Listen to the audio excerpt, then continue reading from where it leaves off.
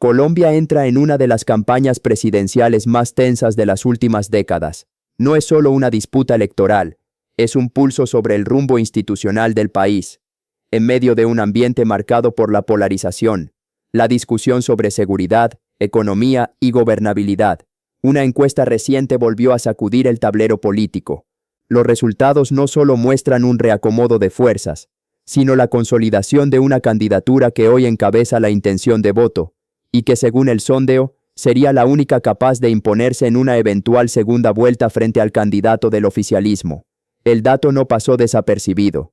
Desde su publicación, se desató una controversia alrededor de las firmas recogidas, la validez del proceso y el impacto real del llamado fenómeno independiente. Mientras unos hablan de crecimiento sólido, otros cuestionan cifras y procedimientos. Lo cierto es que el debate dejó de ser hipotético. La contienda ya tiene dos polos definidos y un electorado que observa con atención lo que podría convertirse en una elección decisiva para el futuro político de Colombia. Y claro que sí, porque después de un gobierno tan destructivo, tan desastroso, y de la amenaza actual de perder la democracia completa, el país, el derribamiento institucional, pues obviamente hay no solamente una gran atención, sino muchas veces una gran preocupación y, si se quiere, una gran ansiedad por lo que pueda ocurrir en el país. Hay un sentimiento de agobio por el presente y sobre todo por el futuro. La defensa de la patria, salvar la patria, es sin lugar a dudas la primera prioridad de los colombianos y lógicamente de los defensores de la patria. Obviamente esta campaña electoral es distinta a todas las anteriores por la característica elemental de que en el gobierno no hay un gobernante que respete mínimamente las reglas del juego de la democracia. No las respetan en el debate público, no las respetan en los desbordamientos de corrupción, de nombramientos clientelistas, aún de usos de violencia en los territorios, a donde hay zonas a las que solamente pueden entrar el pacto histórico y las fuerzas del gobierno, porque sus aliados de las organizaciones criminales, pues sencillamente impiden a través de fusiles, milicias y violencia lo que podríamos denominar la libre contienda electoral. Juegan sucio, no tienen límites. Y es eso lo que estamos viendo en el acontecer diario. Más allá de encuestas y titulares, lo que realmente está definiendo esta campaña es el estado de ánimo de la ciudadanía. En la calle se percibe cansancio, pero también una fuerte expectativa de cambio. Hay una sensación extendida de que esta elección no es rutinaria, sino decisiva. Muchos votantes ya no están preguntando quién tiene el mejor discurso, sino quién transmite firmeza, carácter y capacidad real de gobernar. También se nota desconfianza hacia la política tradicional. Parte del electorado siente que los partidos repiten fórmulas que no han resuelto los problemas estructurales del país. Por eso crecen las figuras que se presentan como independientes o que proyectan ruptura con lo establecido. La gente observa con lupa la coherencia entre lo que se dice y lo que se ha hecho. En redes sociales el debate es intenso, pero en conversaciones privadas el tono es más práctico. Empleo, seguridad, costo de vida y estabilidad institucional son las prioridades. La ciudadanía no solo evalúa propuestas, evalúa temperamento, liderazgo y credibilidad. Esta campaña se está jugando tanto en la percepción emocional como en los números, y quien logre conectar con ese sentimiento colectivo tendrá la ventaja real en las urnas. No obstante, al paso de los días, comienzan a aclararse las cosas. Este fin de semana que pasó, creo que hubo un hecho contundente sobre cómo está viendo el país el momento y los candidatos y la campaña presidencial. Apareció la encuesta de Atlas Intel que fue publicada por semana. Por favor, haya silencio en la cabina. de Atlas Intel por parte de la revista Semana, en la que se dice básicamente tres cosas. Una, que Abelardo de la Espriella va punteando la encuesta general. Una segunda cosa, que ya esto se fue así porque es la confirmación de lo que vienen diciendo prácticamente todas las encuestas desde el mes de noviembre del año pasado, entre Abelardo de la Espriella e Iván Cepeda. Y la tercera cosa que dice la encuesta es que los otros no crecieron, los otros se rezagaron. Inclusive el que marcó alguna vez que fue, digamos, como una opción siempre intermedia, el caso de Sergio Fajardo, cada vez está más de para atrás, sin significado y sin presencia política significativa. Y las otras candidaturas muy pequeñas, en el 2%, en el 1%. Ahora miraremos más en detalle esa encuesta. Pero lo cierto, y como era previsible, esa encuesta comenzó a generar respuestas. Yo diría que respuestas desesperadas de esos sectores enemigos políticos que están dispuestos a hacer lo que sea, a patalear como sea y hacer lo que esté a su alcance para frenar el ascenso, yo diría que ya no solamente vertiginoso, sino efectivamente muy sólido de Abelardo. Eso es evidente. Y entonces hoy amanecieron prácticamente con una orquesta de redes sociales, periodistas, intentando algo tan frágil y tan sin sentido como que las firmas de Abelardo fueron en un gran porcentaje rechazadas por la registraduría. En política hay un termómetro infalible. Cuando un candidato empieza a crecer, comienzan los ataques coordinados. Y eso es lo que estamos viendo. Desde sectores vinculados al santismo, se ha instalado una narrativa insistente alrededor del tema de las firmas, intentando convertir un trámite administrativo en un escándalo político. La discusión no gira sobre propuestas, ni sobre modelo económico, ni sobre seguridad. Gira sobre porcentajes de validación, formularios y tecnicismos. Eso revela algo. Cuando el debate se desplaza del terreno político al terreno procedimental, es porque el crecimiento preocupa. Es normal que en cualquier recolección masiva existan firmas que no pasen los filtros. Ha ocurrido históricamente con todas las candidaturas por este mecanismo. La clave es si se superó el umbral legal, y si se superó el candidato está habilitado. Lo que hoy se percibe es un intento por instalar duda, donde ya hay competencia real. La intensidad del señalamiento no parece proporcional al hecho técnico, sino al momento político. Y cuando la reacción es tan vehemente, muchos ciudadanos lo interpretan como síntoma de nerviosismo electoral. La periodista Cecilia Orozco Tascón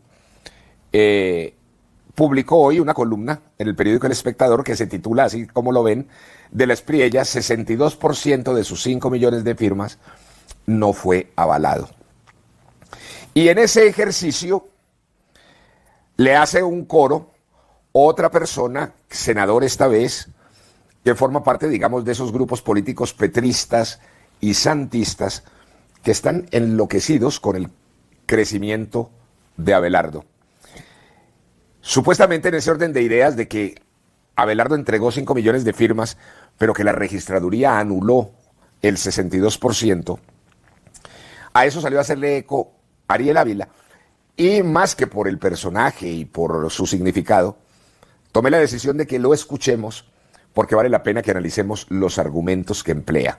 Que fue el abogado, el principal lavador de dinero de Nicolás Maduro, el señor Alex Saab, estoy hablando de Abelardo de la Espriella, es un gatico. O un tigre de papel. Entregó más de 5 millones de firmas. Supuestamente eso iba a hacer que llevara muchas firmas y que mostraba mucho poder. Y al final le avalaron 1.9 millones de firmas. Es decir, el 60% de las firmas que entregó Se las invalidaron. el tigre de papel no son 5, es 1.9. Además, y esto lo quiero decir claro, Eso de recoger firmas es ser ventajoso con los candidatos presidenciales o candidatas que están avalados por partidos. porque eso es adelantar la candidatura presidencial y eso no está regulado. Ahí hay una línea negra. Entonces, en la mayoría de los casos, eso es puro ventajismo. ventajismo. Al final seguramente también seguirá teniendo el aval de Salvación Nacional, y lo de firmas es para adelantar la campaña electoral y ser ventajoso en una línea gris que deja el Estado. Y lo tercero, no olviden el ejemplo de Vargas Lleras, ¿no? Vargas Lleras también entregó 5 millones de firmas, eso hizo toda una cosa apoteósica y al final sacó menos votos que la vez anterior. Vamos a ver qué pasa esta vez. A ver, yo creo que allí vale la pena que miremos los dos argumentos. Empecemos por el segundo, que la recolección de firmas significa un ventajismo frente a los candidatos de los partidos, cosa que es absolutamente falsa. De hecho, la recolección de firmas, se le olvida a este senador, forma parte de los avances de la Constitución de 1991 en términos de democracia participativa. Y por eso fue que no se dejó que los partidos tuvieran el monopolio de la posibilidad de inscribir candidaturas, sino que las ciudadanías tuvieran iniciativa para generar y gestar por fuera de los partidos candidaturas en el sistema electoral colombiano. Pero yo me pregunto, ¿dónde está el ventajismo? Lo que sí puede ser ventajista es el abuso de la utilización de las consultas y el abuso de la utilización del sistema electoral para esas consultas, montándose sobre la ingeniería del sistema electoral del Estado, que es el que paga esas consultas, y montándose además sobre la reposición de votos, abusando de la reposición de votos originadas en esas consultas. Al punto, por ejemplo, que terminaron desnaturalizando el sistema electoral colombiano que se discutió y que se aprobó en la Asamblea Nacional Constituyente de 1991.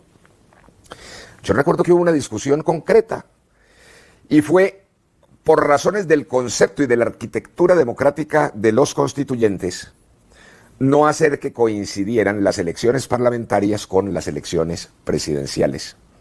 Esa fue una decisión que se discutió y fue una decisión que se tomó conscientemente. Hay un punto poco discutido pero profundamente relevante en la arquitectura electoral colombiana: la decisión de empezar a colgar consultas presidenciales el mismo día de las elecciones legislativas. Cuando se diseñó el sistema posterior a la Constitución del 91, se pensó en ciclos electorales diferenciados. La idea era que el Congreso tuviera su propio debate y la presidencia el suyo, evitando que una dinámica arrastrara a la otra. Sin embargo, con el paso del tiempo, algunos sectores comenzaron a aprovechar la infraestructura electoral del Estado para hacer consultas internas el mismo día de las elecciones parlamentarias. El resultado: en la práctica el sistema dejó de ser de 2 vueltas y pasó a parecer de 3 momentos políticos: consulta, primera vuelta y segunda vuelta. Pero el tema no es solo político, es también presupuestal.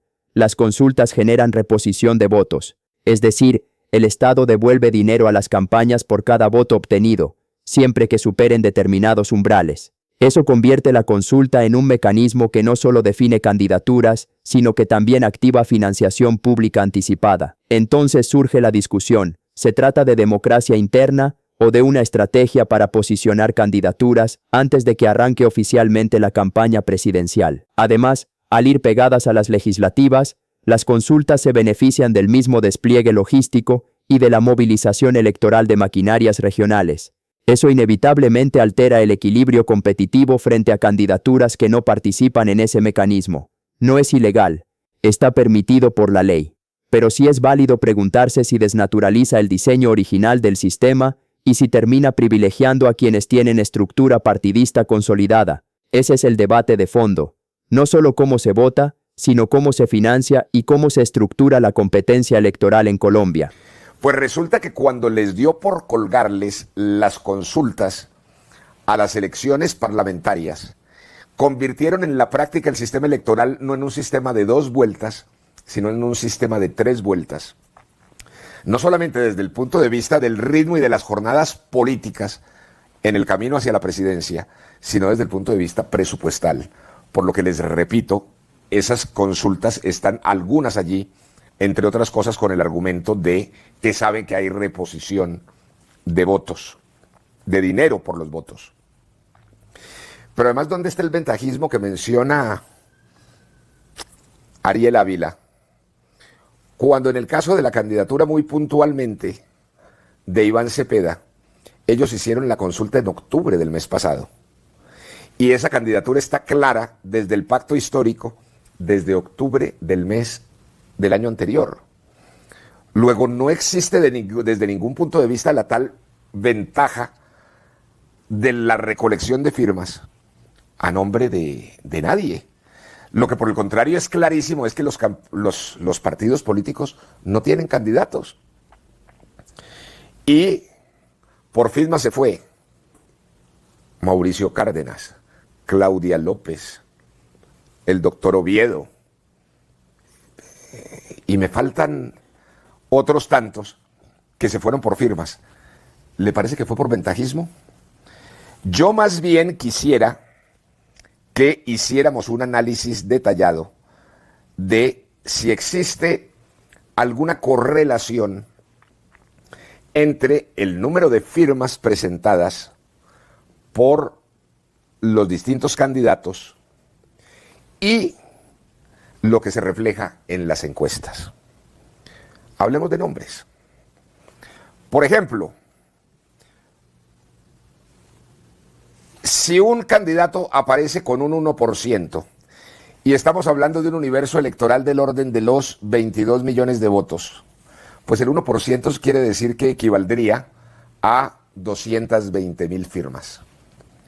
Si esos candidatos aportaron 1 millón de firmas, pues querría decir que en las encuestas tendrían que estar por lo menos apareciendo con un 4%, 5%, pero siguen apareciendo con un 1%, 0.5%, 0.8%, y más bien yo invito a estos periodistas y senadores del petrismo y del santismo a que le expliquen al país por qué no coincide la cifra de las firmas que llevaron y presentaron en la registraduría y que se las trataron muy bien y que se las avalaron con lo que reportan las encuestas. Antes de terminar, hay varios puntos que quedaron sobre la mesa y que no alcanzamos a desarrollar, pero que son fundamentales para entender el momento político que vive el país. Primero, el papel de las maquinarias tradicionales. Más allá de los nombres propios, hay una estructura histórica que sigue operando en elecciones, contratación pública, alianzas regionales, liderazgos locales y estructuras partidistas que se activan cuando se acerca el calendario electoral. La pregunta es si esta elección se definirá por maquinaria o por opinión. Ese es uno de los grandes dilemas. Segundo, el fenómeno del voto independiente. Cada vez es más visible un electorado que no se identifica con etiquetas ideológicas rígidas. No se sienten cómodos ni en la derecha tradicional, ni en el centro clásico, ni en la izquierda organizada. Ese segmento crece especialmente en sectores urbanos y en clases medias golpeadas por la incertidumbre económica. Es un voto volátil, exigente y difícil de fidelizar. Tercero, el impacto de las redes sociales. Hoy la narrativa política no la controlan exclusivamente los medios tradicionales. Videos virales, transmisiones en vivo, clips cortos y debates digitales están moldeando percepciones a gran velocidad. Eso explica por qué ciertos temas escalan en cuestión de horas y se convierten en tendencia nacional. La campaña ya no se juega solo en plazas públicas, se juega en pantallas. Cuarto, el factor económico. Inflación, costo de vida, empleo y estabilidad institucional serán determinantes. El electorado puede reaccionar emocionalmente ante polémicas momentáneas, pero al final vota pensando en su bolsillo y en su seguridad. Las propuestas concretas empezarán a pesar más que los escándalos coyunturales. Quinto, el escenario de segunda vuelta. Las alianzas serán inevitables. Ningún candidato gana solo. La pregunta no es solo quién pasa, sino con quién se rodea y qué concesiones estaría dispuesto a hacer para sumar apoyos. Ahí se pondrá a prueba la coherencia de los discursos actuales. Y por último, el clima institucional. La confianza en las reglas del juego será clave. Cuando una elección se percibe como decisiva, la transparencia del proceso se convierte en prioridad nacional. La ciudadanía necesita certeza, no sospecha. Estos temas no son accesorios, son los ejes que terminarán definiendo la contienda. Lo que estamos viviendo no es una campaña convencional, es una elección que combina emoción, cálculo estratégico, estructuras tradicionales y un electorado cada vez más crítico. El debate apenas comienza, y lo que hoy parece tendencia puede transformarse en cuestión de semanas. Por eso es fundamental analizar con serenidad, más allá del ruido diario. Porque al final, más que nombres, lo que está en juego es el modelo de país que se quiere construir en los próximos años.